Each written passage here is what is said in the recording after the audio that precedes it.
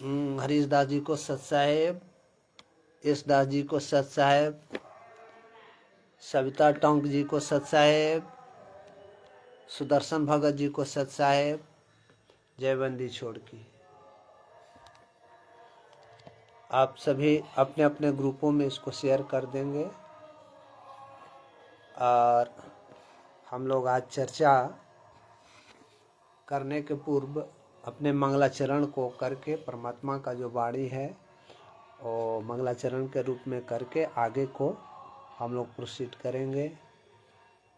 और जो भी भगतगण जुड़े हुए हैं इस लाइव से, उनसे मेरी प्रार्थना है कि वो अपने अपने ग्रुपों में, अपने दोस्त हित मित्रों में इसको शेयर कर दें। और राम राम जी को सत साहेब, आप सभी को सत साहेब। जयबंदी छोड़ की। आज मेरा टॉपिक है कि गुरु जी का जो देशद्रोह वाला केस में जमानत 25/9/2025 को खारिज हुआ था, उस खारिज आदेश के विरुद्ध में जमानत के लिए चंडीगढ़ हाई कोर्ट में दायर की गई है या नहीं, इसी संबंध में मतलब आप लोगों को ये कहना है। और दूसरा टॉपिक है कि 1/11/2025 को तिथि लगी हुई थी, यानी कल तिथि थी, उस तिथि पर क्या हुआ क्या नहीं हुआ, ये सब बातें मैं आप लोगों के समक्ष रखूँगा। इसको लेकर के मैं आया हूँ। आप सभी अपने अपने ग्रुपों में अपने अपने हित मित्र दोस्तों को ये वीडियो शेयर कर दें ताकि सभी लोगों तक ये बातें पहुँचे। और बड़े ही खुशी का बात है, तो वो आपको मतलब इस टॉपिक के बहाने मतलब मैं बताऊंगा। तब तक के लिए मतलब जब उस समय जुड़ भी जाएंगे तब तक के लिए हम लोग मंगलाचरण कर लेते हैं। सतगुरुदेव की जय हो। बंदी छोड़ सतगुरु श्री रामपाल जी महाराज की जय हो। ग्रीम नमो नमो सतपुरुष को नमस्कार गुरु की नहीं, सुर नर मुनि जन साधवा संतो सर्वस नहीं। सतगुरु साहेब संत सब दंडोतम प्रणाम, आगे पीछे मध्य तीन को जा कुर्बान, नराकार निर्विषम काल जाल भय भंजनम, निर्लेपम निजा निर्गुणम अकल अनुबे सुंधुनम, सोहम सुरति समाप्तम सकल समाना नीरतलय उजलैरंबर हरदम, बेपरवाह था है बार पार नहीं मदयंतम, ग्रीव जो सिमरत सिदोई, गणनायक गलता ना करो अनुग्रह सोई, पारस पद परवाना आदि गणेश मनाऊं, गणनायक देवन देवा चरण कमल लाऊं, आदि अंत करूं सेवा परम शक्ति संगीतम, रिद्धि सिद्धि दाता सोई, अभिगत गुण अतीतम, सत्य पुरुष निर्मोही, जगदम्बा जगदीशा, मंगल मूर्त रूप मुरारी, तन मन अर्पु शेषम, भक्ति मुक्ति भंडारी, सुर नर मुनि जन धावे, ब्रह्मा विष्णु महेशा, शेष सहस मुख गावे, पूजय आदि गणेशा, इंद्र कुबेर सरीखा, वरुण धर्म राय धावे, सुमरथ जीवन जी का, मन इच्छा फल पावे, 33 कोटि अधारा धावे, 688 उतरे भव जल पारा, कटी है यम की फांसी, 33 कोटि अधारा धावे, 688 उतरे भव जल पारा, कटी है यम की फांसी। सत साहेब। जय बंदी छोड़ की। सौदागर लाल जी को सत साहेब, कुमार सचिन दास जी को सत साहेब,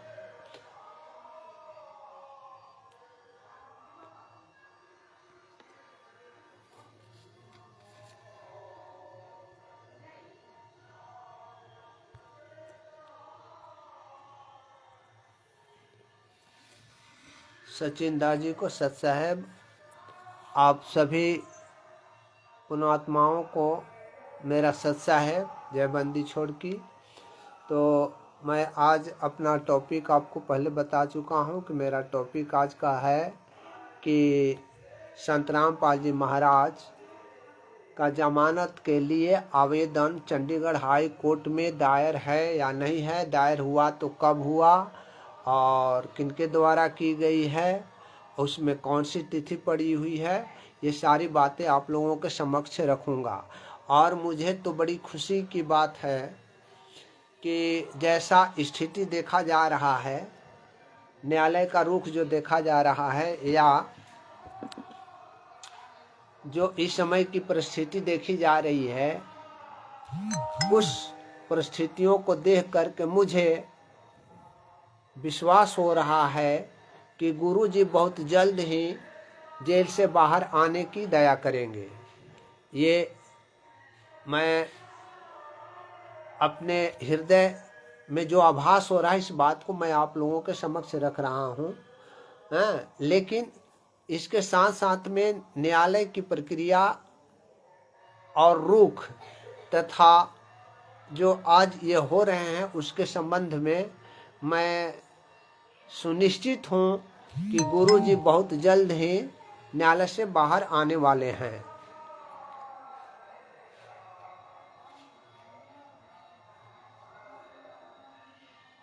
अजय सवरिया जी को सत साहेब, रमेश मेहता जी को सत साहेब, नरेंद्र कुमार जी को सत साहेब, आप सभी लोगों को सत साहेब। और जो भी ये सौदागर लाल जी को सत साहेब, जो भी मतलब भगतगण जो हमारे इस वीडियो के साथ जुड़े हुए हैं, जिनको मैंने सत साहेब नहीं बोला हो उनको भी मेरा सत साहेब पहुँचे। तो इस प्रकार से मैं आप सभी को ये बातें रखूँगा। और रखने के बाद मैं आपको बता दूं कि 2 टॉपिक है मेरा आज का। आज का पहला टॉपिक है कि संत रामपाल जी महाराज का देशद्रोह में जमानत के लिए चंडीगढ़ हाई कोर्ट में जमानत आवेदन दाखिल की गई है या नहीं, अगर की गई है तो किस रोज की गई, किनके द्वारा की गई और क्या तिथि उसमें निर्धारित है आगे के प्रक्रियाओं के लिए। तो ये सब मतलब मैं आपको बता दूं, आप लोग लिखना है तो लिख भी लीजिएगा कि ये 13/10/2025 को अधिवक्ता चंडीगढ़ हाई कोर्ट का अधिवक्ता चंडीगढ़ हाई कोर्ट में अर्जुन शिवरन जी ने दाखिल किया है। और उसका नंबर है, मैं नंबर आपको बता देता हूँ।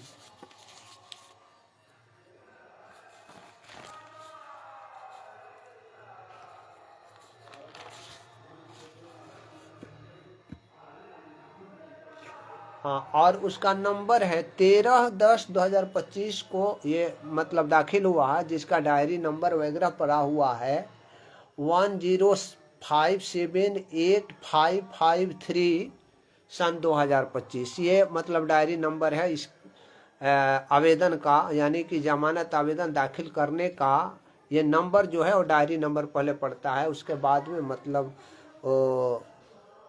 बेल पटिशन नंबर वगैरह आदि पढ़ेंगे। तो मैं ये आपको बता दे रहा हूँ कि इसका नंबर है 10578553 सन 2025 में ये दाखिल हुई है 13/10/2025 को, जो चंडीगढ़ हाई कोर्ट में सिंगल बेंच में है। और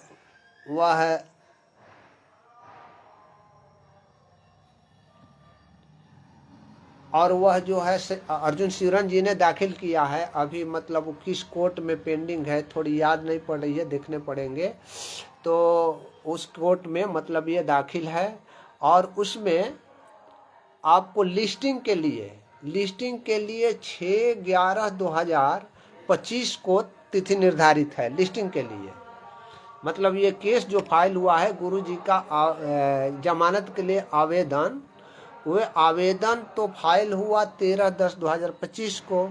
13/10/2025 के बाद में वो लिस्टिंग के लिए हाई कोर्ट का ये नियम है कि लिस्टिंग के लिए आता है। तो लिस्टिंग के लिए 6/11/2025 को पड़ा हुआ है।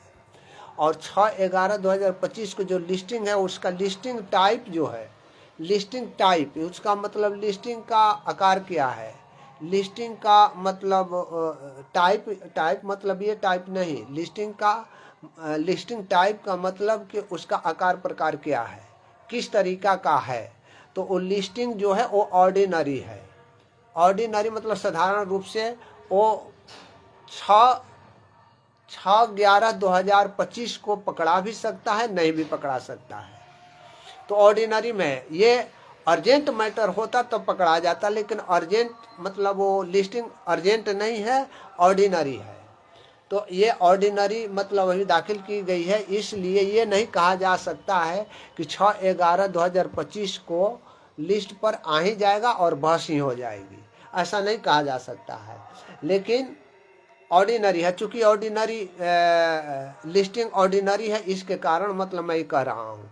यदि अर्जेंट मैटर के रूप में अगर दाखिल किया गया रहता और लिस्टिंग अर्जेंट के रूप में मांगी गई होती तो उसकी अलग बात थी कि वो तुरंत बहस वगैरह सुन करके और सरकार से जो भी मतलब जवाब मांगना होता है या जो भी जैसा करना होता है, कानूनी प्रक्रिया जो है वो पूरा फिलअप करता वे। तो ये मतलब कि आपको 6/11/2025 को ये सुनिश्चित करना मुश्किल है कि मतलब लिस्टिंग पर पकड़ाएगा या नहीं पकड़ाएगा। हो भी सकता है, परमात्मा की दया हुई तो पकड़ा भी सकता है, तो नहीं भी पकड़ा सकता है। जब पकड़ाएगा तो उस रोज प्रथम बहस होगा, और प्रथम बहस होने के बाद न्यायालय सरकार से उसका जवाब मांगेगा या किसी भी प्रकार का रिपोर्ट भी मांग सकता है, जेल से भी रिपोर्ट मांग सकता है, अन्य जगह से भी। वो तो कोर्ट की बातें हैं, क्या मांगेगा वो तो 11 के बाद में ही पता चलेगा आपको। लेकिन वो प्रक्रिया जो है, मैंने प्रक्रिया आपके समक्ष रख दिया। तो इस प्रकार से आप थोड़ी सी पीछे का मैं आपको बात बता दे रहा हूँ। पीछे का बात बताने का मतलब कि ये किस केस में जमानत आवेदन दाखिल की गई है, और इस केस में अगर जमानत स्वीकृत कर ली जाती है हाई कोर्ट के द्वारा, तो क्या संत रामपाल जी महाराज जेल से बाहर आ जाएंगे। तो इस संबंध में आपको पीछे थोड़ी सी जाना पड़ेगा। पीछे में ये जाना पड़ेगा कि एक अवमानना का केस था, वो भी समाप्त हो चुका है। और दूसरा जो 429 और 430 में गुरु जी को मरते दम तक का आजीवन कारावास की सजा सुनाई गई थी, जिसमें गुरु जी का ये सजा जो है कुछ समय के लिए, यानी कुछ समय का मतलब कि इस 429 और 430 में अंतिम सुनवाई होने तक उनका सजा जो है स्थगित कर दी गई है। तो उसमें जमानत मिल चुकी है, उसमें दोनों केस में, यानी 429 और 430 दोनों केस में जमानत मिल चुकी है। और तीसरा एक केस 428 था, 428 में जमानत ग्रांट नहीं हुआ था। इन लोगों ने जमानत आवेदन चंडीगढ़ हाई कोर्ट में 22/9/2025 को दाखिल किया था, जो सुनवाई 25/9/2025 को हुई, जिसमें सुनवाई करने के बाद में न्यायालय ने, जो हिसार कोर्ट न्यायालय था, ये मतलब ये चंडीगढ़ में अभी दाखिल है, लेकिन वो बातें मैं हिसार कोर्ट का कह रहा हूँ जो विशेष अदालत में चलती है। हिसार विशेष अदालत का गठन जेल नंबर 1 में है, आप लोग याद रखिएगा। और गुरुजी जेल नंबर 2 में है, जो वीडियो कॉन्फ्रेंसिंग के माध्यम से अपनी पेशी दर्ज जेल नंबर 1 में विशेष कोर्ट के समक्ष करते हैं। जनरल कोर्ट जो होता है हिसार में, जो जनरल कोर्ट है, वहाँ पर मतलब ये गुरुजी का केस नहीं चलता है, बल्कि चूंकि इसमें यूएपीए एक्ट लागू है, तो यूपीए एक्ट जो जब लागू हो जाती है किसी पर, तो वो एक विशेष न्यायालय का गठन की जाती है सरकार के द्वारा। ये नियम ही है, कानून ही है। ये ऐसा नहीं है कि मतलब गुरु जी को पहले ये क्या चिल्ला रहे थे लोग कि गुरु जी ने ऐसा किया कि अपना केस अपने ही मतलब जेल में मतलब बुला लिया, जेल में कोर्ट बैठा दिया। तो ये हम लोगों को और आप लोगों को या भोली जनता को ये लोग मूर्ख बनाए हुए थे। मूर्ख इस मामले में बनाए हुए थे कि अरे भाई, गुरु जी तो जेल नंबर 2 में हैं और विशेष न्यायालय का गठन जेल नंबर 1 में हुआ है, तो फिर गुरु जी की बातें क्यों दे करके लोगों को भरमा रहे थे? आप लोग जरा सोचिएगा इसमें भी। जब गुरु जी जेल नंबर 2 में थे और 1 में इस विशेष अदालत का गठन हुआ था, तो इसमें मतलब हमारे और आपके विवेक का थोड़ा सा यूज करना चाहिए कि ये लोग जो थे वे हम लोगों को गुमराह कर रहे थे। ऐसी कोई बात नहीं थी कि गुरुजी ने उन लोगों को ऐसा मजबूर किया है, बल्कि ये नियम कानून है कि जब यूपीए एक्ट लागू हो जाती है तो यूपीए एक्ट के तहत एक विशेष अदालत की गठन करना ही पड़ता है सरकार को। तो इस तरीका से ये गठन हुई और गठन होने के बाद में वहाँ पर देख रेख न्यायालय द्वारा इस केस के संबंध में की जाती है। तो इस केस में इस केस में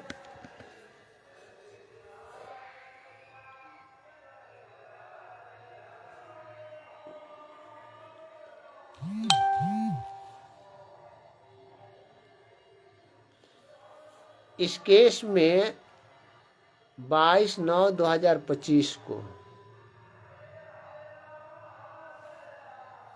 जमानत आवेदन दाखिल हुई थी, जो 25/9/2025 को हिसार विशेष न्यायालय जिसमें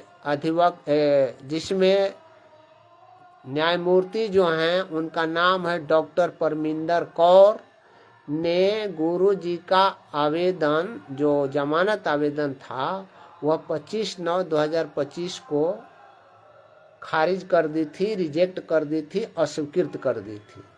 अब उनके अस्वीकृत करने का कारण क्या था, उन्होंने किस बिंदु पर अस्वीकृत किया है, इसको हमें आप तक सुनाना समझाना मतलब समीचीन हम समझते हैं। तो थोड़ी सी मैं आपको उस ऑर्डर का जो हिसार कोर्ट के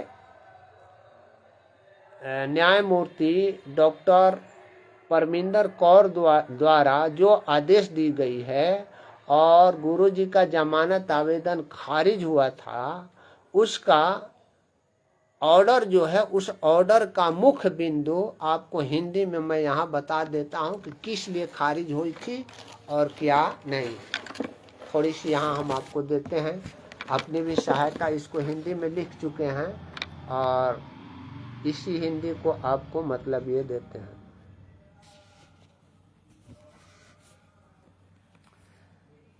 तो ये आपको है कि उक्त जमानत आवेदन देशद्रोह वाले केस में हिसार कोर्ट में 19/9/2025 को दाखिल की गई थी। फिर उसमें तिथि 22/9/2025 को पड़ी सरकार का जवाब देने के लिए। सरकार ने जवाब दिया। फिर उसके बाद में 25/9/2025 को फाइनल बहस हुई और बहस होने के बाद में न्यायालय ने दोनों पक्षों का, यानी कि गुरु जी के पक्ष का और जो भी अधिवक्ता थे उनका, उन्होंने न्यायालय ने सुनवाई किया और सुनवाई करने के बाद उन्होंने कुमार बबलू जी को साहब आप अनिल कुमार वकील साहब को नमस्कार।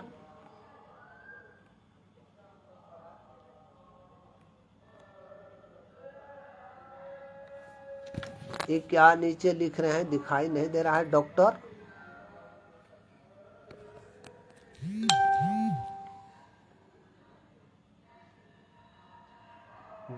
डी.के. थानागजी राज जी को मेरा सत साहेब, आप सभी गौरव पाटिल जी को सत साहेब, हरिनारायण खटीक जी को नमस्कार सत साहेब, और आप सभी को सत साहेब।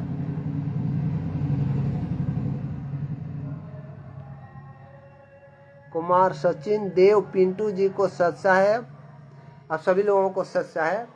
तो मैं ये बता दे रहा हूँ कि ये 19/9/2025 को हिसार कोर्ट में ये जमानत आवेदन दाखिल की गई थी, जो 22/9/2025 को तिथि निर्धारित हुई, जिस पर सरकार के वकील द्वारा उसका जवाब दी गई। जवाब देने के बाद में फाइनल बहस 25/9/2025 को की गई। सुनवाई मतलब करने के बाद में, बहस सुनने के बाद में न्यायालय ने 25/9/2025 को सुन करके अपना मत धारित किया है। उस बिंदु को मैं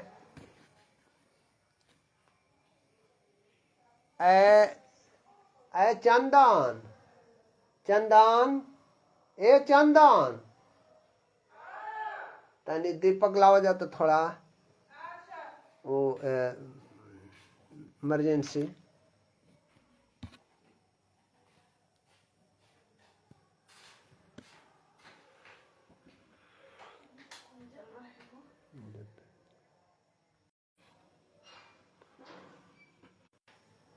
और बिजली गुल हो जाने के कारण थोड़ी सी प्रॉब्लम हो।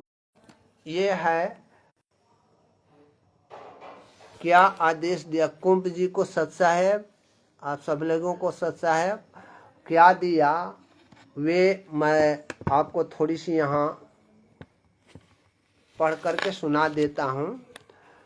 तो वो 25/9 को बहस सुनने के बाद में हिसार विशेष न्यायालय ने यह धारित किया कि पेट्रोल से भरी बोतलों को विस्फोटक अधिनियम के तहत अपराध माना जाएगा, क्योंकि इसमें विनाशकारी क्षमता होती है।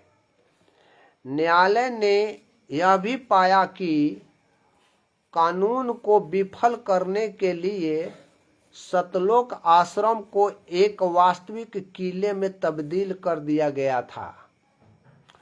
इस तरह का आचरण कानून की जड़ पर प्रहार करना होता है और अदालतों के अधिकारों को स्पष्ट चुनौती देना होता है, और ऐसे अपराध राज्य की संप्रभुता और सुरक्षा के खिलाफ है।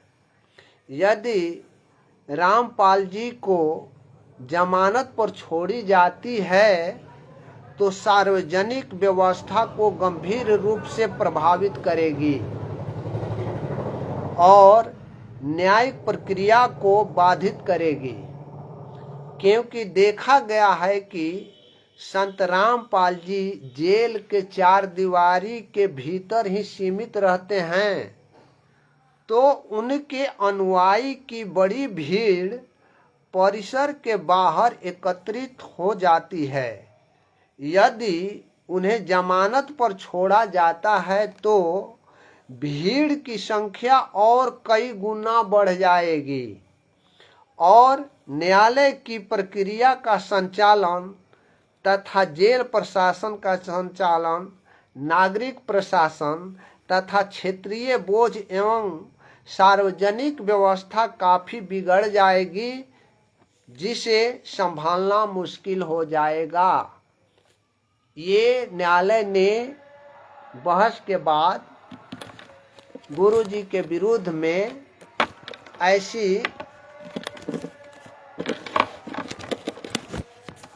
ऐसी आदेश पारित किया, और इस आदेश के आलोक में आप पढ़ करके मैंने जो बताया उससे आपको सुनकर निश्चित रूप से जानकारी हो गई होगी कि ये सारा क्रियाक्रम कुकृत्य जो किए हुए हैं वह संत रामपाल जी महाराज का नहीं है, बल्कि भक्तों ने ही ऐसा कार्य किया है जो गुरु जी को मतलब इस तरीका का सहन करना पड़ रहा है। अनोपाराम दादा जी को सत साहेब,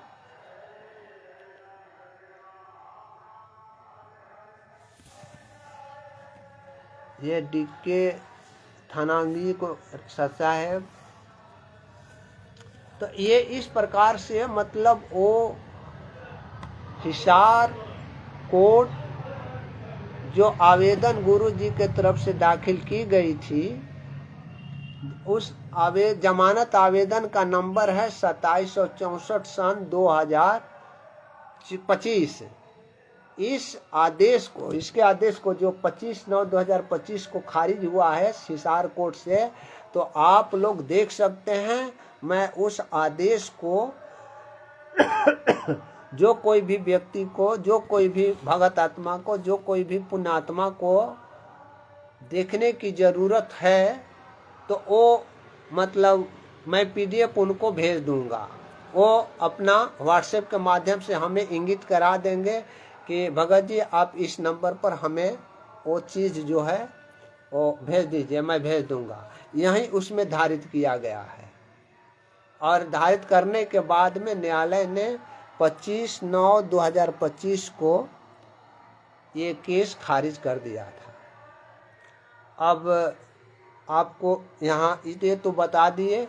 और इस खारिज आदेश को किस तारीख को हुआ था?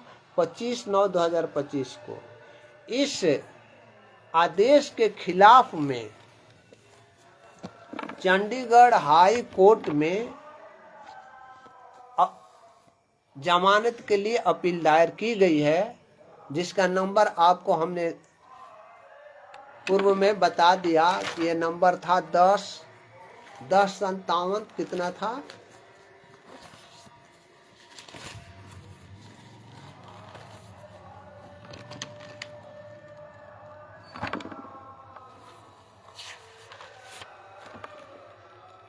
1057-85-53 डायरी नंबर है।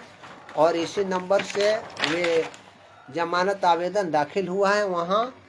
और उसकी सुनवाई के लिए, लिस्टिंग के लिए 6/11/2025 को निर्धारित की गई है।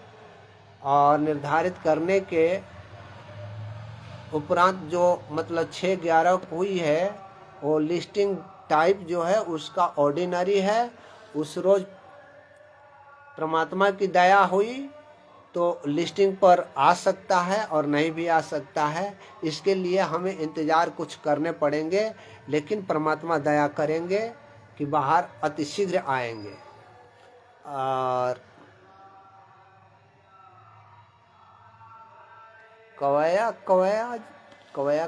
मतलब कवया भगत जी को सत्साहेब, आप जितने भी भगत समाज हैं वो सबको मेरा सत्साहेब।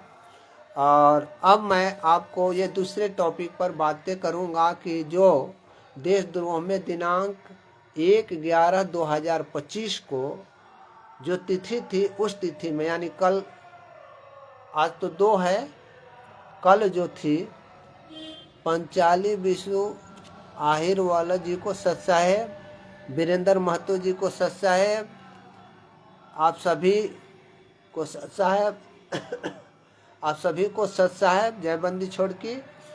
और ये मैं उस बारे में बताऊंगा आपको कि 1/11/2025 को यानी कल वाले डेट में जो बरवाला में तिथि थी, उसमें क्या क्या हुए, क्या क्या नहीं हुए। तो उसमें आपको बता दूं, शॉर्ट में बता दूं कि आप लोग तो जान रहे हैं कि देशद्रोह वाले केस में हिसार विशेष अदालत जो जेल नंबर 1 में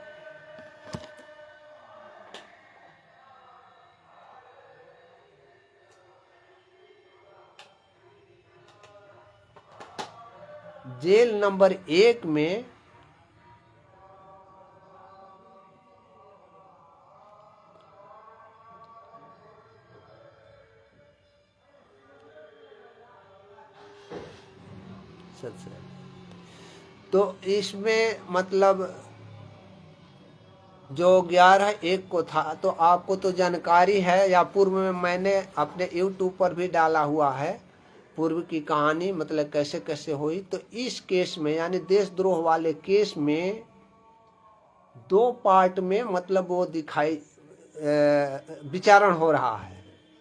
इस केस का यानी देशद्रोह वाले केस का 2 पार्ट में विचारण हो रहा है, पार्ट ए और पार्ट बी में। तो पार्ट ए में कुल 142 अभियुक्तों का विचारण हो रहा है और पार्ट बी में शेष सभी लोगों का, और 142 को छोड़ करके बाकी जितने भी 803 या 4 हैं वो सब का विचारण जो है वो पार्ट बी में हो रहा है। तो पार्ट बी में जितने भी हैं वो ए और बी इसलिए किया गया है कि पार्ट ए में हीनियस क्राइम है, जैसे देशद्रोह का और असंवैधानिक गतिविधि में संलिप्तता का तथा सार्वजनिक संपत्ति क्षति निवारण अधिनियम का एवं विस्फोटक पदार्थ रखने वाले एक्ट के तहत जो होते हैं वे विस्फोटक पदार्थ, हथियार वगैरह इसका, तथा आपका ये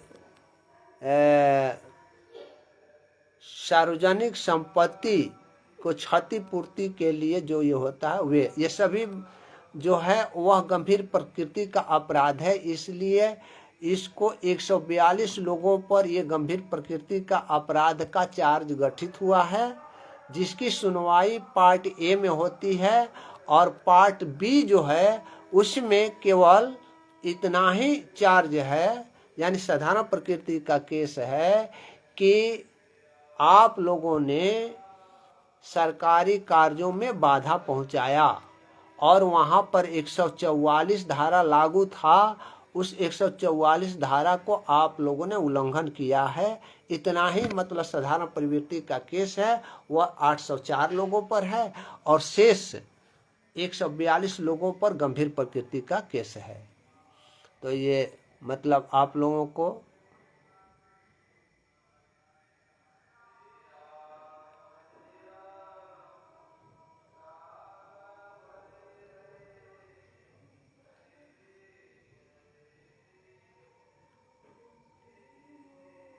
ये कहाँ का गलत है, मैंने कब कहा कि वो गलत बात है? अनोपाराम धांधल जी, हमने तो कभी ऐसा कहा नहीं। हम तो मतलब गुरु जी के केसों का मतलब ये कर रहे हैं। वो मैं ये काहे के लिए कहूँ कि मोटर पाइप वगैरह जो भी दे रहे हैं वो सेवा में दे रहे हैं, दे, कोई दिक्कत नहीं है, मैं उसका विरोध कहाँ कर रहा हूँ। मैं तो ये गुरु जी के केसों का मतलब विचारण चल रहा है उसके संबंध में चर्चा कर रहा हूँ, उसमें कोई दिक्कत नहीं है। ये मतलब क्या है, अब किसी के लिए आप पाइप दें, आप मोटर दें, या जहाँ बाढ़ हो वहाँ पर गुरु जी ने तो ऐसा बताया भी है कि जहाँ बाढ़ ग्रस्त क्षेत्र है वहाँ पर खाने दाने वगैरह के लिए चाहे जिस प्रकार से जो भी सेवा करना है वो करो। तो वो करते हैं तो मुझसे क्या आपत्ति है, मैं उससे आपत्ति क्या करूँगा, वो तो सही चीज़ है। बाढ़ से ग्रसित लोगों को सेवा करना कहाँ गलत होगा। इसलिए अनोपाराम धांधल जी, मैं उसका विरोध नहीं करूँगा, ना करूँगा, ना करता हूँ, करता भी नहीं हूँ और करूँगा भी नहीं, क्योंकि वो तो आप मानव के मतलब मानव धर्म के अनुसार आपने कार्य किया तो करते रहें, इसमें मुझे कोई आपत्ति नहीं, और आप लोग आगे करते रहें, इसके लिए मैं कोई माना नहीं करूँगा, इसके लिए मैं कोई विरोध नहीं करूँगा। ये कोई गलत बात नहीं है। गुरु जी का तो ये वचन है कि जहाँ अप्राकृतिक आपदाओं से मतलब जो त्रस्त लोग हैं उन लोगों का सेवा करो, चाहे जैसे भी सेवा हो। हैं, अगर हमारे पास पैसा भी नहीं है तो शरीर से सेवा करेंगे, अगर जिनके पास पैसा है तो पैसे से अपना भोजन वगैरह दे करके सेवा करते हैं।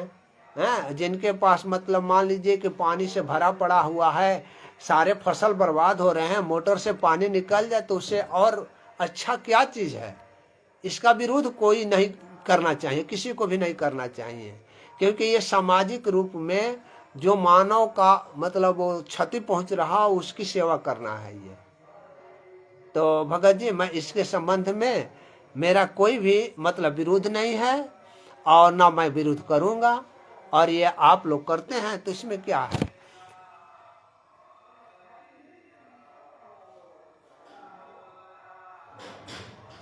ये अनोपा राम धांधल जी, इसके लिए आपको मतलब बहुत बहुत धन्यवाद कि मतलब आप ऐसा कार्य करने के पक्ष में हैं। कार्य किया जाना चाहिए। अगर मतलब मेरे बातों से आपको कोई अच्छा या बुरा लगा हो तो अपने कमेंट में ज़रूर दीजिएगा। हम ये ऐसा नहीं चाहेंगे कि आप मानव का रक्षा नहीं करें। मैं जितना मुझे जानकारी है, हम तो गुरु जी के केसों के बारे में केवल वर्णन करता हूँ और दूसरा कुछ नहीं करता हूँ। तो ये मतलब इस तरीका से एक मतलब वो भगत जी थे अनोपा लाल जी।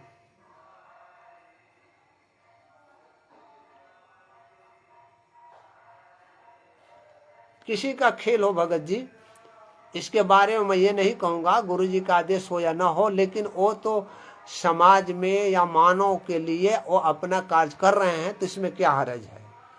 अनोपा राम धांधल जी, इसमें क्या हर्ज है। मैं इसका विरोध नहीं करूँगा। वो अपना कार्य कर रहे हैं, उनके पास है, वो कार्य कर रहे हैं तो कर रहे हैं।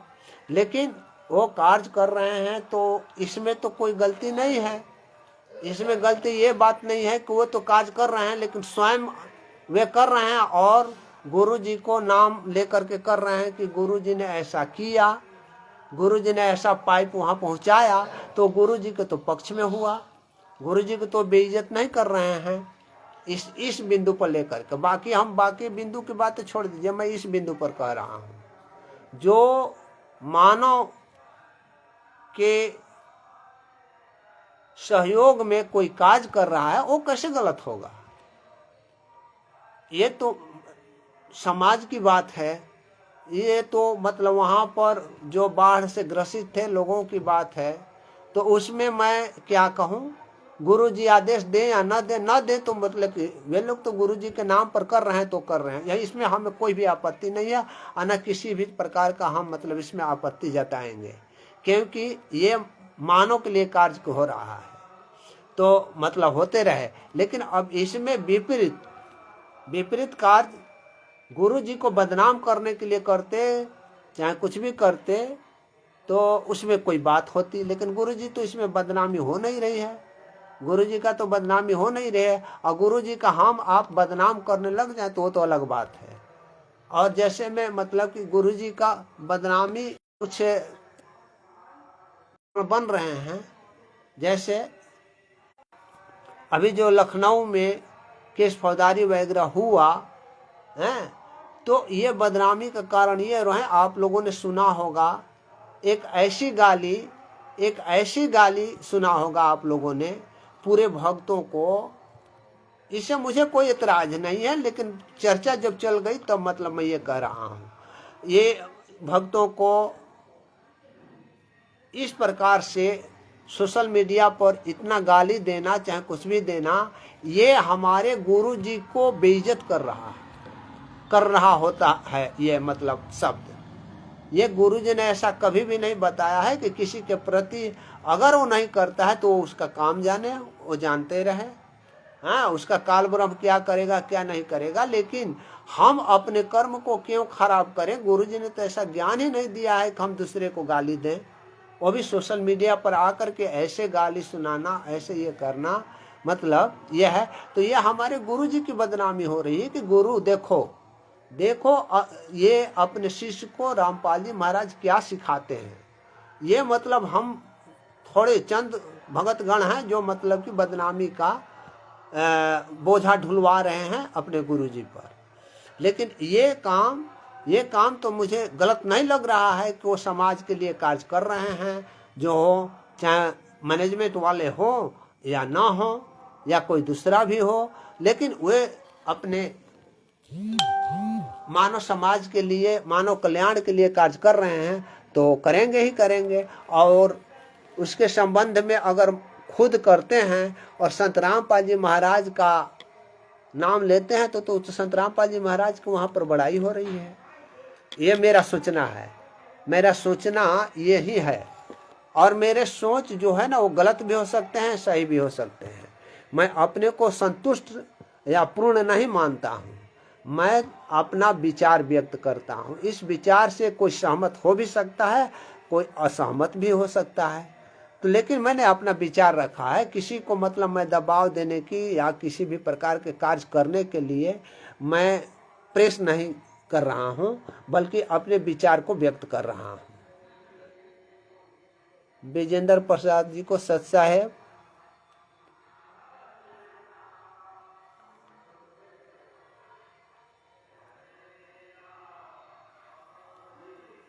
हाँ गणेश भगत जी, मैं उसी पर आ रहा हूँ।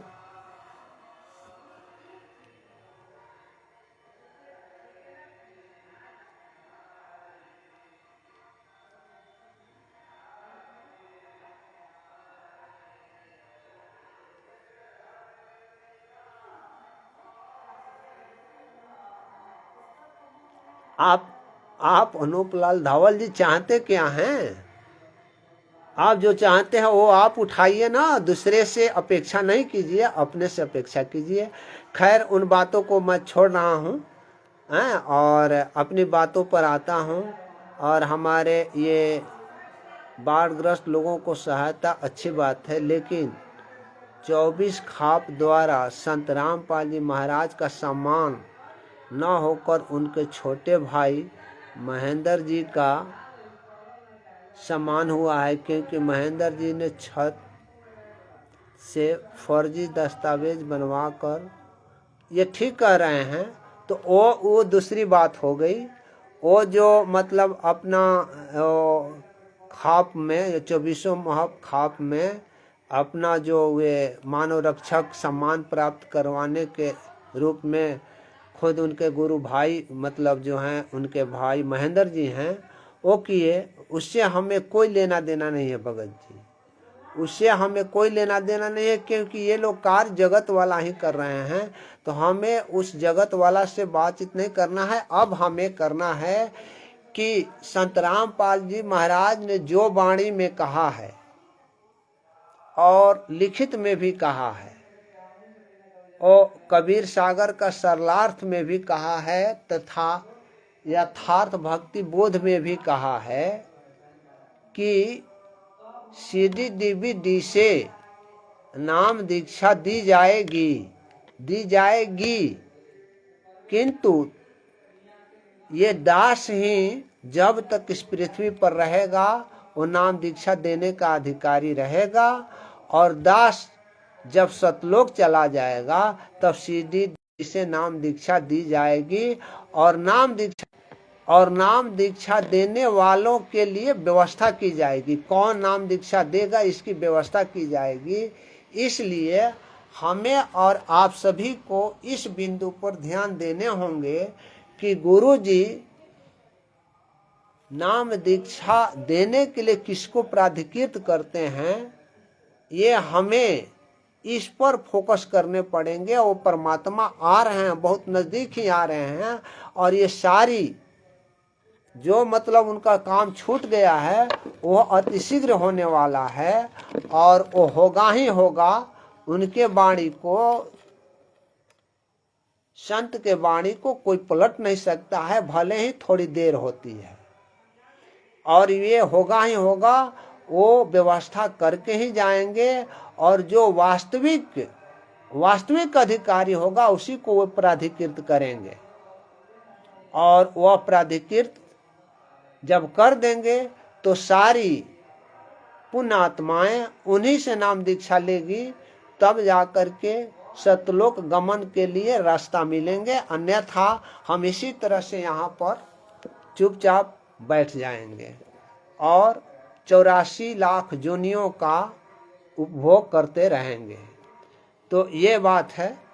फिर भी मतलब जो भी है, हमें उस रूप में चलना चाहिए कि आखिर गुरु जी ने जो ये शब्द कहा है कि किसी को व्यवस्था की जाएगी, प्राधिकृत की जाएगी, तो वह प्राधिकृत व्यक्ति कौन है, कौन होगा, किसको प्राधिकृत करेंगे, इस पर हम लोगों को ज़्यादा ध्यान देनी चाहिए।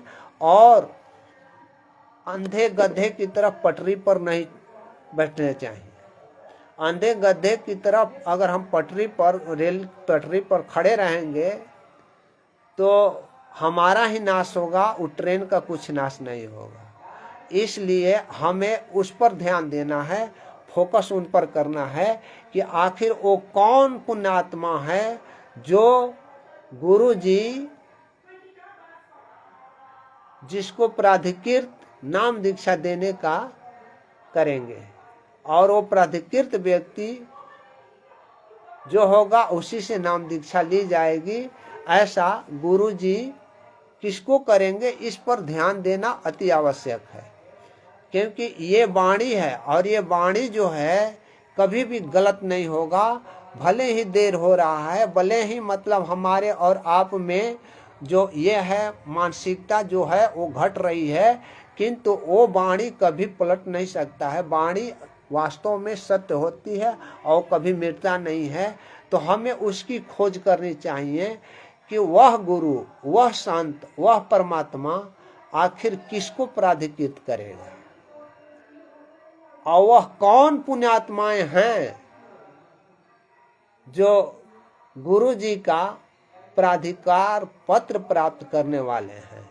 तो इस पर हमें खोज करनी चाहिए, हमें मतलब इस पर जागरूक होनी चाहिए कि जब गुरु जी ये शब्द कह दिए हुए हैं तो हमें गुरु जी से चाहे जैसे भी हो, जिस प्रकार से भी हो, गुरु जी आ जाते हैं तो उनसे भी चरण कमलों में मतलब अपने शीश को रख करके और प्रार्थना कर सकेंगे कि हे प्रभु, हे परमात्मा, वह बताएं कि वह आपके नहीं रहने के बाद में जिसकी व्यवस्था आपने करने के लिए पूर्व में सत्संगों में बात रख दी है, वे शब्द अक्षरशः सत्य हो। वे कौन व्यक्ति है, किस प्रकार से व्यक्ति है और कब से वह प्राधिकृत होगा, ये प्रार्थना हम अपने गुरु के चरणों में अपना शीश दे करके और प्रार्थना करना चाहिए। तो यह है, खैर उन बातों को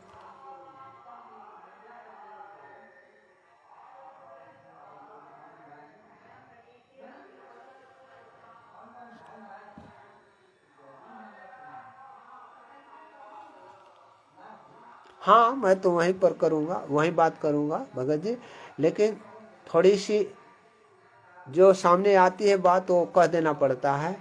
तो इस तरीका से हमें उस पर भी ध्यान देना चाहिए, और क्योंकि गुरु का कोई भी वाणी गड़बड़ नहीं होता है। गुरु का वाणी जो है एक न एक दिन वो सत्य ही होती है, और सत्य को आने तक के लिए हमें आपको विश्वास करने पड़ेंगे।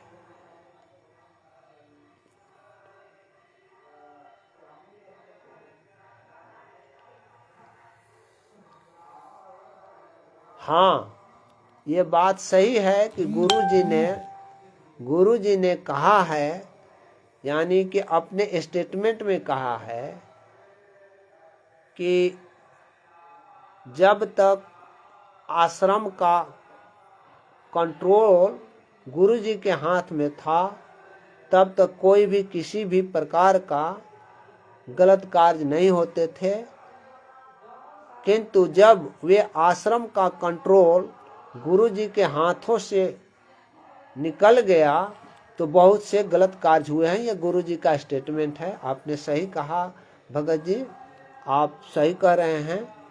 तो ये मतलब अब बातें मैं अपना उस बिंदु पर आता हूँ कि 1/11/2025 को न्यायालय में क्या क्या हुई। तो हमने आपको बताया कि ये 2 पार्ट में मतलब सुनवाई हो रही थी, पार्ट ए और पार्ट बी। पार्ट ए में आपको मैंने बताया कि 142 लोगों का गंभीर अपराध के लिए विचारण चल रहा है, और पार्ट बी में साधारण प्रकृति के अपराध के लिए विचारण चल रहा है। तो उन लोगों की संख्या भी मैंने बताया कि 142 पार्ट ए में हैं और पार्ट बी में 804 हैं।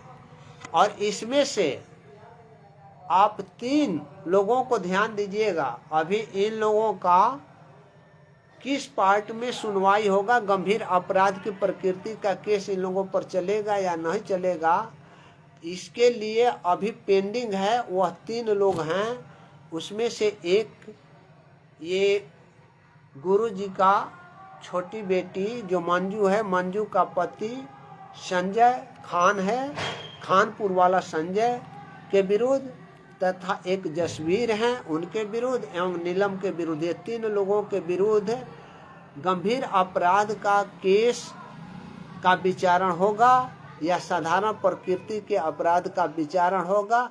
इस बिंदु पर न्यायालय ने सरकार से अपना मत मांगा था, किंतु अभी तक से मत प्राप्त नहीं हुआ है। मत प्राप्त होने के बाद में वो जैसा आवेगा रिपोर्ट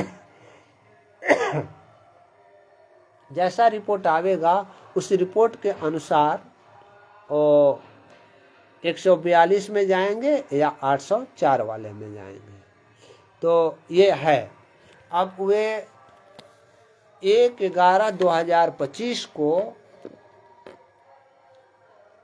बहुत से भगतगण नहीं आए हुए थे और बहुत से भगतगण आए हुए थे, किंतु आप लोगों को इसमें भी सोचना है कि टोटल जो केस में हैं वह 142 और 804 कितने हुए? 142 804 का मतलब हुआ 946। 946 में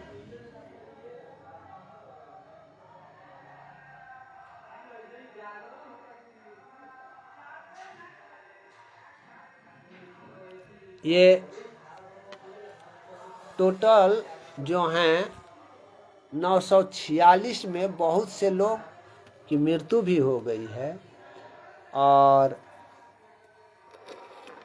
इसमें 3-4 लोग जो हैं, 4 लोग जो हैं वो माइनर घोषित हो गए हैं और अभी करीब 12 या 15 जो हैं वह अबस्कॉन्डर घोषित हुए हैं। और मतलब अबस्कॉन्डर घोषित होने का मतलब हो गया कि भगौड़ा हैं जो कोर्ट के समक्ष नहीं आते हैं।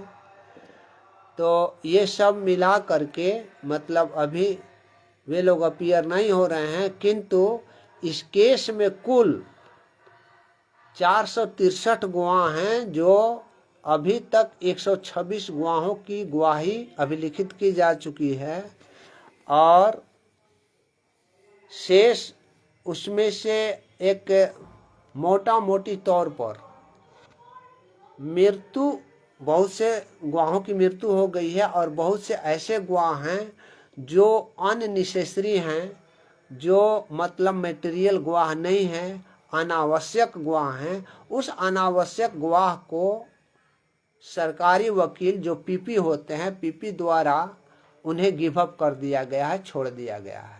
तो इस तरीका से आप उनकी संख्या लगभग 50-60 मान सकते हैं। 50-60 के लगभग होंगे मृत्यु और अनावश्यक गवाह के बारे में 50-60। और टोटल इसमें 483 गवाह हैं। 483 गवाह में अभी तक 126 गवाह की गवाही हो गई है और 50 जो है उसमें मृत्यु तथा अनावश्यक गवाह हैं। इनको अगर घटा देते हैं तो टोटल आज के तिथि में 280 से 85 गवाह का गवाही होना अभी शेष है। और इस केस में 285-86 गवाहों की गवाही के लिए कितने समय गुजरेंगे आप लोग अच्छी तरह से अपना कैलकुलेट कर सकते हैं कि जब 11 वर्षों में 126 गवाहों का ही केवल गवाही हो सका है, तो फिर 463 में 126 और 50 घटा देते हैं तो शेष 280 गवाहों की गवाही होने में कितने समय लगेंगे, जबकि 2 गवाही गुजरने के बीच में जो स्थिति तिथि की होती है लगभग 2 माह का अंतर पड़ जाता है। 2 माह में केवल 2 या 3 गवाही होती है। तो फिर आप जरा सोचिए कि इस रेशियो में हमारे सतगुरुदेव जी का ये केस जो है, देशद्रोह वाला जो केस है जो हिसार विशेष अदालत में चल रहा है, उसको डिस्पोजल होने में कितने बरिस लगेंगे। इसीलिए न्यायालय का यहाँ रुख अब यह आ गया है कि जैसे चंडीगढ़ हाई कोर्ट में अपील फाइल था 429 एवं 430 के संबंध में कि जिसमें सजा हुई थी, उसमें कोर्ट ने ये धारित किया है कि इस केस में, यानी 429 हो चाहे 430 हो, इस केस में जिसमें दोनों में मिलाकर के 6 लोगों की मृत्यु हुई थी, जिसमें 5 महिला थे और 1 बच्चा था, उसमें गुरुजी को सजा हुई थी। उस सजा के विरुद्ध में जमानत आवेदन दाखिल की गई थी, तो कोर्ट ने यानी हाई कोर्ट ने उस पर यह धारित किया कि अभी फिलहाल 429 और 430 का फाइनल सुनवाई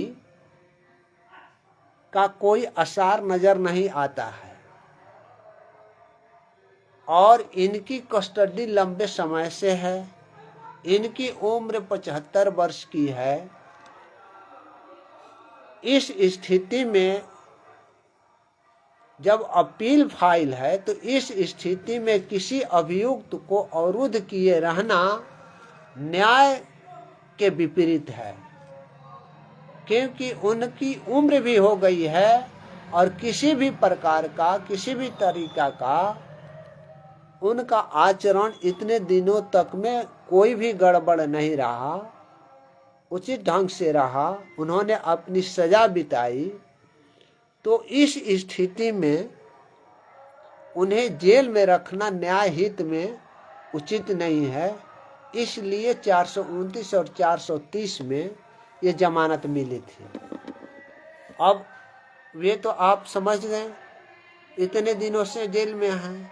इस केस में जो देशद्रोह का केस में है, इस केस में ये लगभग 10 वर्षों से ऊपर, 10 वर्ष से ऊपर कहिए, 10 वर्षों से ऊपर हो चुके हैं गुरुजी को जेल में रहते हुए। किंतु हिसार विशेष कोर्ट जो है वह लोअर कोर्ट है, वह अधीनस्थ कोर्ट है। वे लोग नहीं चाहता है कि हाई कोर्ट की छुरी या चाकू जजों के गर्दन पर चले, ये कभी नहीं चाहता है। इसलिए ये लोग क्या करता है कि अपने सिर का बोझ उठा करके फेंक देता है कि जाओ भाई हाई कोर्ट से अपनी जमानत के लिए कार्य करो।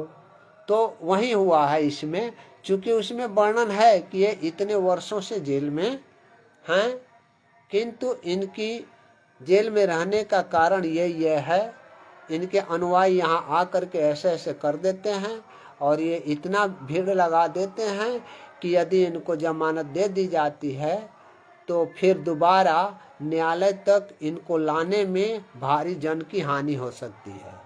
तो इस बात को लेकर हिमांशु भगत जी को सत साहेब, दिनेश शर्मा जी को सत साहेब, सुदर्शन भगत जी को सत साहेब,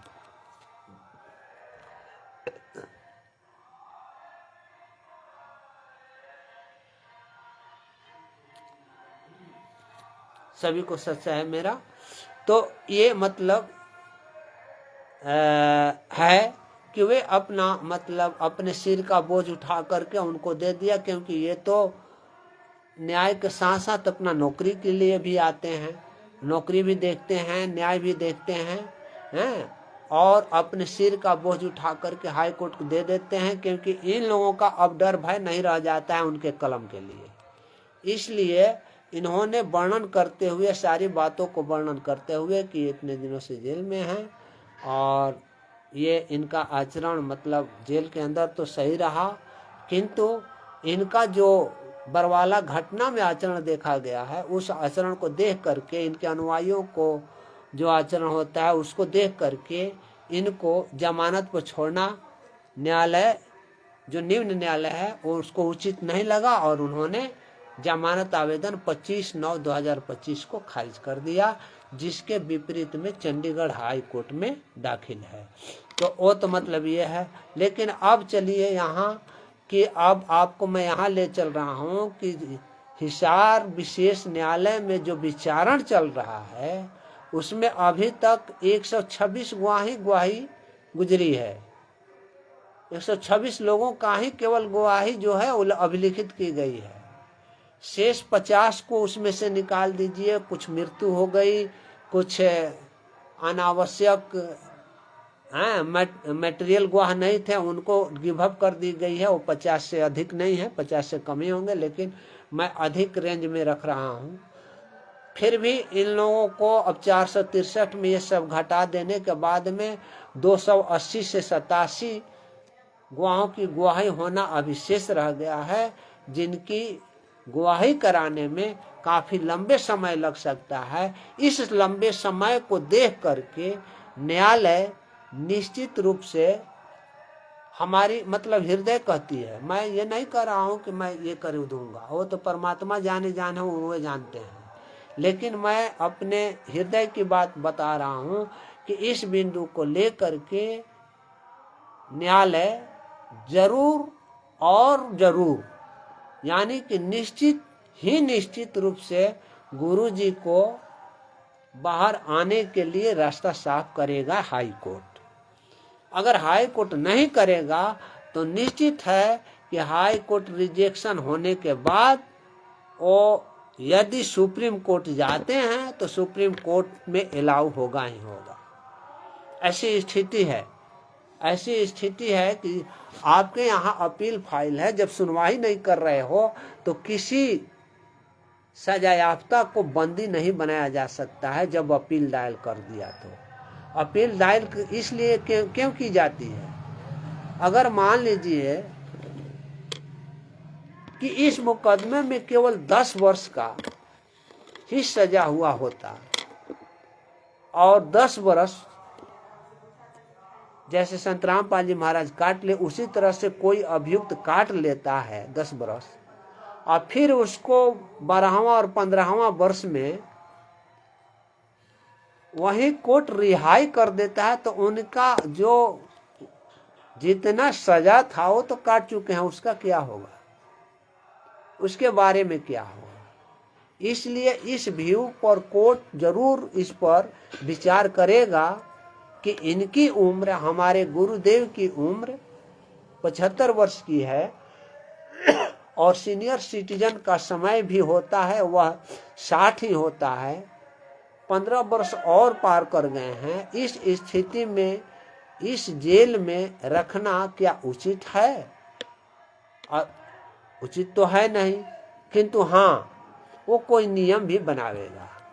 नियम ये बनावेगा कि जैसे आप लोगों ने 429 FIR में आदेश पढ़ा होगा या जाना होगा कि कंडीशनल जमानत गुरुजी को दे दिया गया है कि आप बाहर जाकर के भीड़ का हिस्सा नहीं बनोगे, हैं, कोई धार्मिक कार्य नहीं करोगे, सामाजिक कार्य नहीं करोगे, हैं।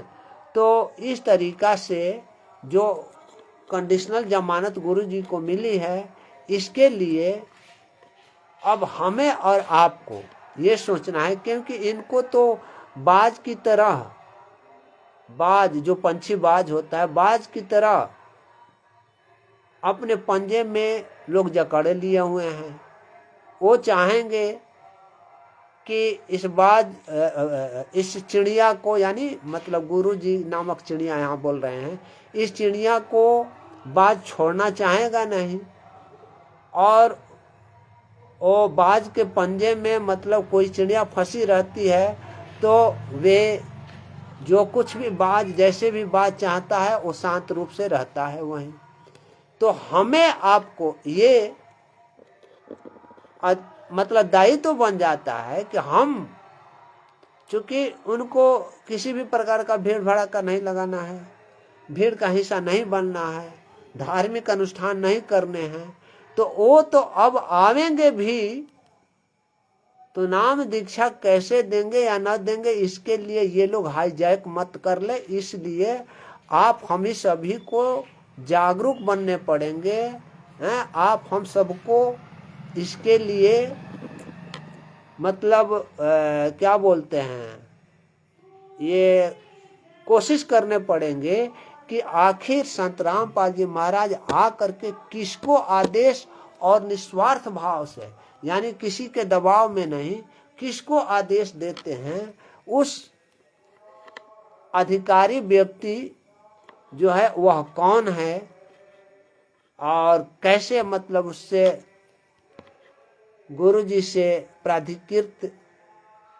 प्राधिकार पत्र प्राप्त की जाएगी, या किसको प्राधिकार बनाते हैं या किसको अपना वारिस बनाते हैं, वो उस बिंदु पर हमें आपको आगे बढ़ना पड़ेगा। अन्यथा वो बाज के पंजों में तो हैं ही, तो बाज को पंजों से निकालने के लिए हमें बाज पर धक्का मारने पड़ेंगे, चिड़िया को खींचने नहीं पड़ेंगे। चिड़िया को खींचेंगे तो वो बाज के पंजों से वह सारे मांस जो भी मतलब जितना भी पकड़े हैं मांस के साथ निकल जाएगा। किंतु जब हम बाज पर यानी जिसका पंजे में पकड़े हुई पंछी को बचाना चाहते हैं, तो उस बाज को यदि हम धक्का मारते हैं, बाज को यदि हम कष्ट पहुंचाते हैं, तो बाज अपने कष्ट से अपने पंजे को ढील करेगा। अब जब ढील करेगा तब पंछी जो है उसके फंसे हुए पंजे से निकलेगी। तो ये आपको और हमें समझना चाहिए कि हमें क्या करना है, कैसे करना है और क्या करना चाहिए। ये बातें छगनलाल सेजू जी को सत साहेब और चंद्रभान बांद्रे जी को सत साहेब,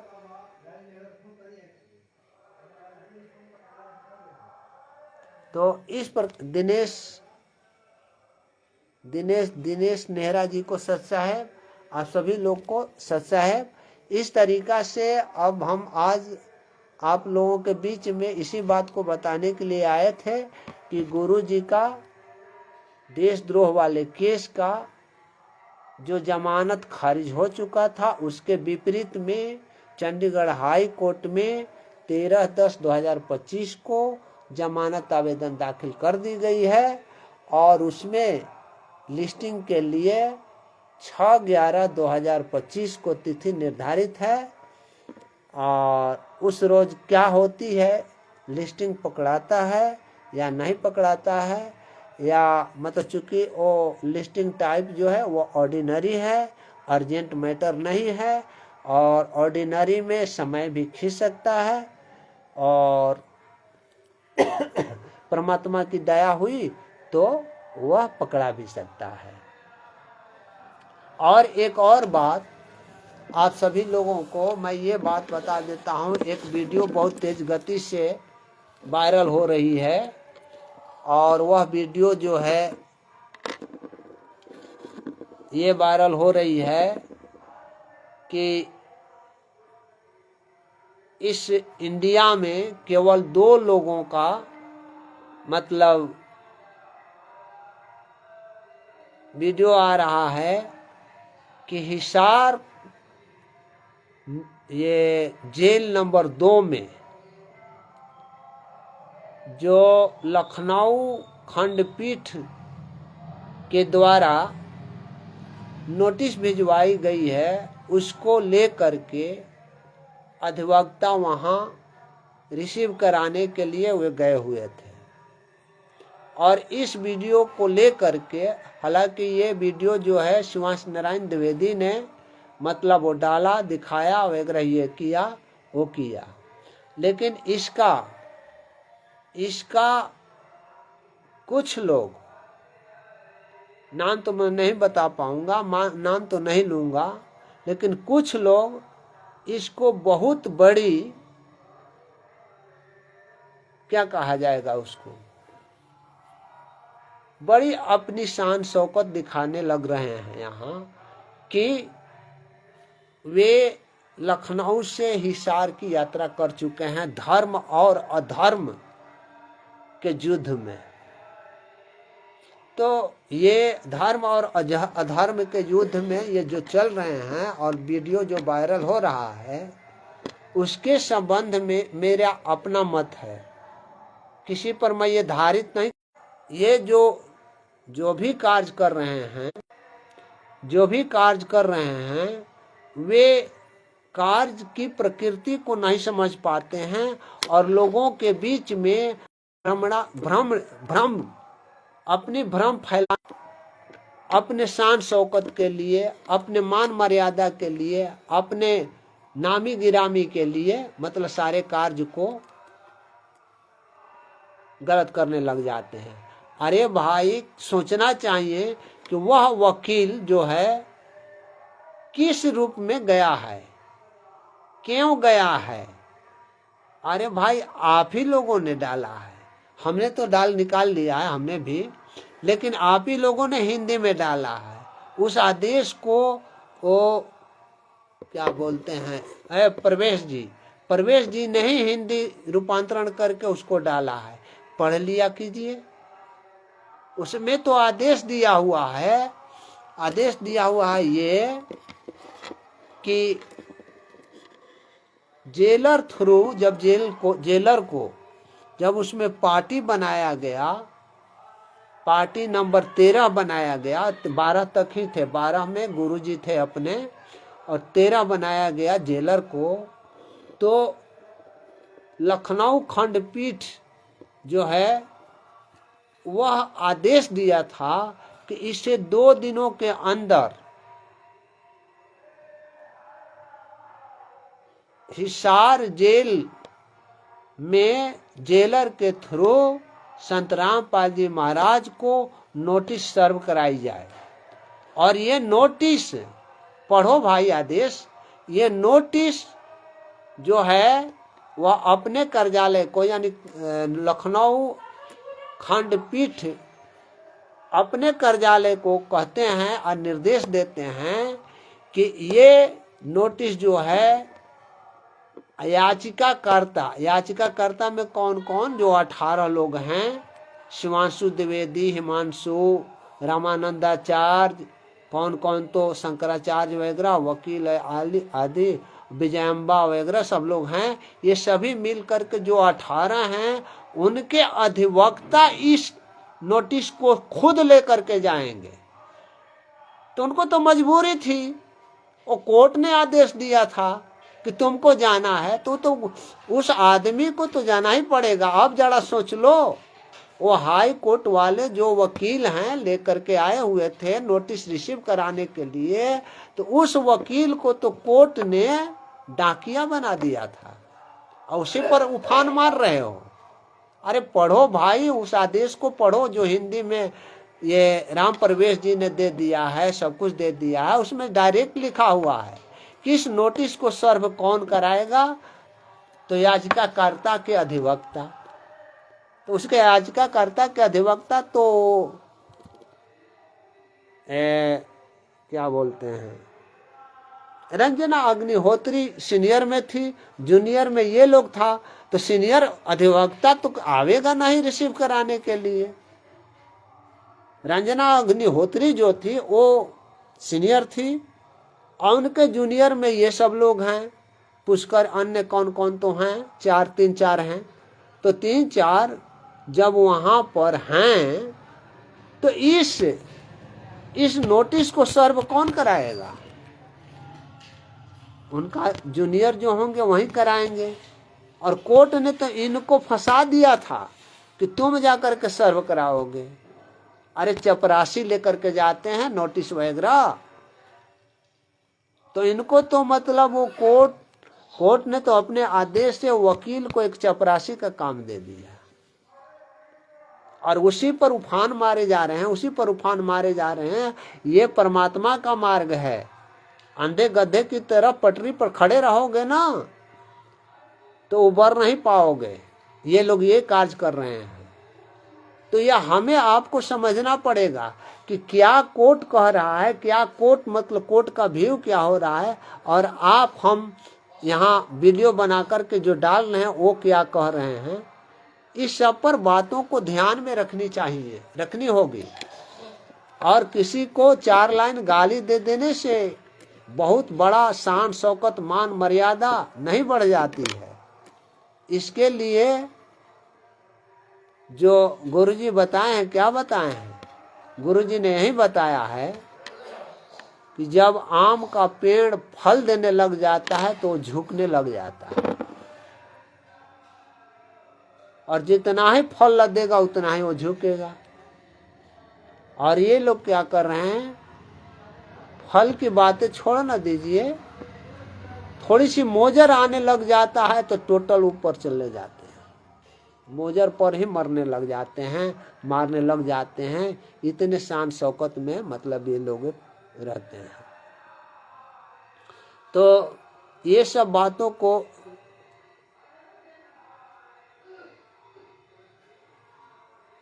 हाँ, भवानी भगत जी को सच्चा है, इसको अपनी उपलब्धि मान रहे हैं, जो कि ये उपलब्धि नहीं है। कोई भी अधिवक्ता वो वीडियो बना करके डाल दे तो क्या डाल दिया, किसी को तो जानकारी भी नहीं है कि वहाँ ये हिसार जेल नंबर 2 में नोटिस के लिए कब जाएंगे कब नहीं जाएंगे किसको जानकारी था।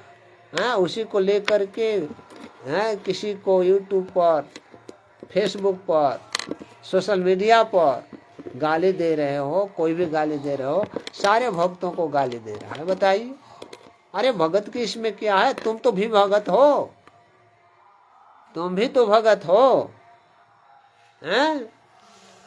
और वे उसी के फिरका में पड़े हुए हो, जो मैंने पिछली बार भी बोला था कि ये लोग कौन हैं। ये लोग वही हैं जो 625-26 वर्ष पूर्व या 28 वर्ष पूर्व जब कबीर दास जी आए थे तो आचार्यों, पंडितों और मुलाओं ने ही सारे खेल को खत्म किए हुए थे। लोगों को ये कहे हुए थे कि अरे ये ड्रामाबाज है, अरे ये तो जादूगर है, ये अपने को भगवान कहता है, ये करता है, वैसे करता है, करके सबको गर्त में डाल दिया था। तो ये लोग वही हैं, और ये होना है, ये होना ही है, क्योंकि सारे पंथों को मिला करके एक पंथ बनाना है। तो जब इनकी पंथ खराब होगी, इनके पंथ गायब होंगे, तभी जाकर के एक पंथ मिलेगा। तो ये तो होना ही है। होने के बाद मतलब होने के बाद में और रास्ते मिलते जाएंगे, चलते जाएंगे, यही लोग रास्ते देंगे। अब वही बताइए, इतनी उपलब्धि जो बताने वाला है, इसको ये समझ में नहीं आता है कि हम लोग चिल्ला रहे होते हैं, जो आंदोलनकारी भाई वहां चिल्ला रहे होते हैं कि संत रामपाल जी महाराज पर ये केस दायर हुआ है, और वो वकील जो नोटिस सर्व कराने के लिए लेकर के गया हुआ है, वो डायरेक्ट बोल रहा है कि जेलर के थ्रू रामपाल को असही मतलब नाम बेअदबी से ये लोग लेता है। उसका चेहरा देख रहे हैं, पान खाते खाते मुंह काला पड़ रहा है, जो बोल रहा है एडवोकेट। तो वे बोल रहा है क्या कि रामपाल को ये मतलब रिसीविंग लेकर के और रिसीव कराने के लिए आए हैं। तो रामपाल जी महाराज को खुदे पार्टी बनाया है, लेकिन जो उन लोगों के पक्ष का ये भगत होकर के इनका ये कहानी आ गई है। ये कहानी नहीं, गुरुजी की वाणी मतलब यहाँ सुनने जोग है कि नार कहावे पीव का और रहे संग सो, जार सदा मन में बसे तो फिर खसम खुशी क्यों हो। यानी कि यहाँ मैं ये समझ रहा हूं कि नाम तो लेता है गुरु जी का, और पति किसको मानता है? पति मानता है 2 लोगों को। पूरे भारत में उसके 2 पति हैं, और वो भी ये पति हैं, लेप लगाने वाले लोग पति हैं।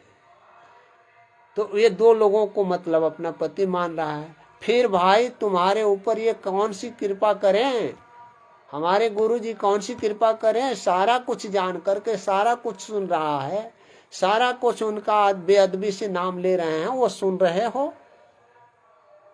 तो तेरी दशा तो यही होगी जो मतलब हो रही है अभी जो दशा हो रही है, इस तरीका का हमने तो गाली कभी सुना भी नहीं था, जिस तरीका का वो सोशल मीडिया में गाली दे रहा है, जो भी दे रहा है। और ये भी जानते हैं कि कल भी वो मतलब इस वीडियो को देखा सुना या वहां पहुंचेगा तो निश्चित रूप से गाली देगा। दो गाली देने के लिए ही हम लोग करें कि तुम जितना भी गाली दो दे लो। तुम्हारे गाली से देने से बुद्ध जी क्या कहे थे? बुद्ध जी को एक पंडा जो था पूरी तरह से गाली दे रहा था, उसको इतनी गाली दिया कि मत कहिए। और जब वो गाली दिया फिर भी बुद्ध ने कुछ नहीं बोला, चुपचाप अपना रहा, चुपचाप रहा। चुपचाप रहने के बाद में वो गाली देने वाले ने बुद्ध जी से पूछा कि भाई आप को मैं इतना गाली दे रहा हूं, आप न तो उसका कोई भी रिएक्ट करते हैं न कुछ करते हैं, चुपचाप हैं, आखिर क्या कारण है? तो वो बुद्ध जी ने कहा था कि आपने मुझे गाली दिया, आपने मुझे गाली दिया, मैंने आपके गाली को नहीं, एक बात नहीं, ये नहीं कहते, पहले कहते कि अच्छा एक बात बताइए, आपने मुझको गाली दिया, ठीक है, एक बात बताइए, मैं कोई वस्तु आपको दूं और वह वस्तु आप नहीं लें तो वह किसका वस्तु होगा, किसके पास जाएगा? तो जो दिया उसी के पास जाएगा। यानी कि कह रहे हैं कि मान लीजिए कोई ये वस्तु है, इस वस्तु को मैंने आपको दिया और आप इस वस्तु को लेने से मना कर दें, नहीं लें, तो फिर ये वस्तु किसके पास जाएगा? तो जो देने वाला होगा उसी के पास जाएगा। तब बुद्ध जी ने कहा कि मैंने आपका एक भी गाली ग्रहण नहीं किया, तो किसको गया गाली? तो फिर तो गाली उसी को गया जो गाली दिया। भाई जो कोई नहीं लेगा तो फिर कहां से होगा भाई? इसीलिए हमें गाली देनी नहीं है और जो गाली दे रहा है उसको हमको लेनी नहीं है।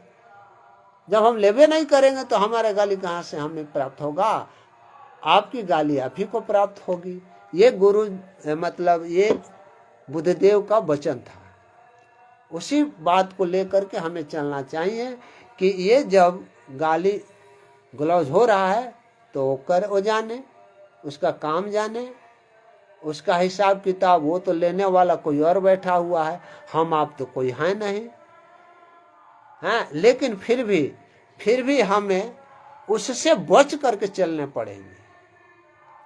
उस रास्ते पर जाएंगे और वहां सर्व वह डसेगा ही डसेगा, थोड़ी सा कभी काल रह करके। और ये जो आपका नेट है ना वो कमजोर हो जा पड़ा है, स्लो चल रहा है, इसीलिए थोड़ी दिक्कत हो रही है। हमारे भवानी भगत जी बोल रहे हैं, भगत जी ये आचार्य शंकराचार्य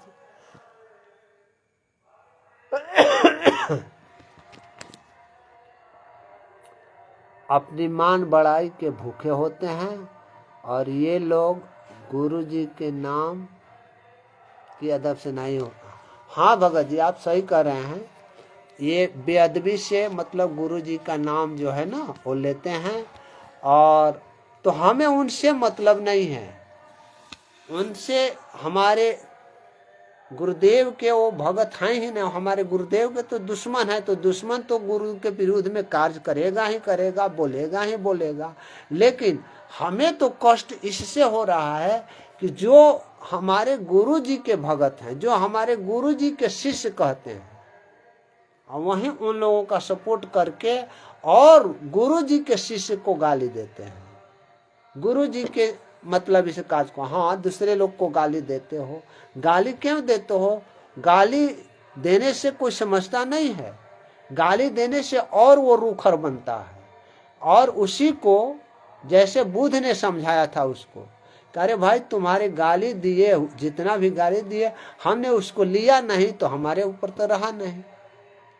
तो उसको गाली देने से समझाइएगा। किसी को हाथ पैर काट करके उसको समझाइएगा कि मतलब ये कार्य करो, कि नहीं उसको मतलब हाथ पैर नहीं, परमात्मा ने तो बताया है कि आपके अंदर ज्ञान हो गया और आप अपने गुरु के वचनों पर चल रहे हैं, गुरु के वाणी को लेकर के चल रहे हैं, तो गुरु के उस वाणी के अनुसार आप में वो क्षमता होनी चाहिए जो गलत रास्ते पर हो वो आपकी बात को समझ करके और उस गलत रास्ते से मुड़ जाए।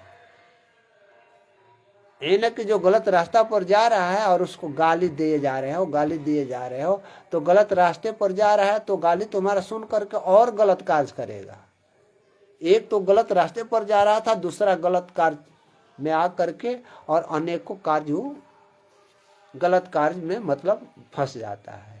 इसलिए हमें उन बातों को मतलब ध्यान नहीं दे करके अपने गुरु के बताए ज्ञान आधार पर, गुरु के बताए वचनों पर, गुरु के बताए रास्ते पर हमें चलना है, न कि हमें या किसी और के कहने पर ये कार्य करने हैं। लेकिन दो चार भगत हैं जो ये उसमें तो हाँ